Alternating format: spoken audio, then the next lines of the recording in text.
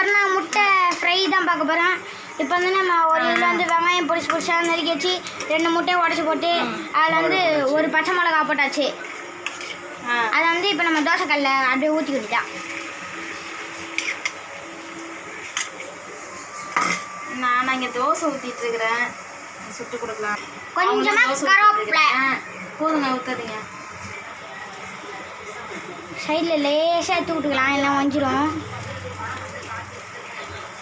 ஒரு சைடு எல்லாம் நல்லா வேகணும்.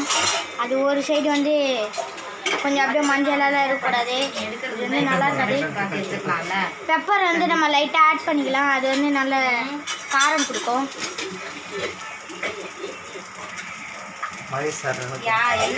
தேவையான அளவு வந்து நம்ம உப்பு போட்டுக்கலாம். இப்போ வந்து நம்ம திருப்பி போட்டுக்கலாம்.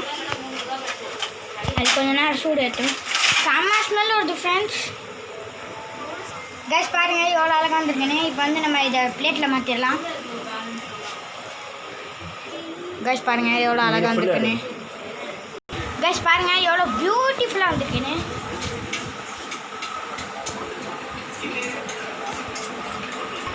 கம்ப்ளீட் செஞ்சாச்சு. இப்போ டேஸ்ட் பண்ணிக்கலாம்.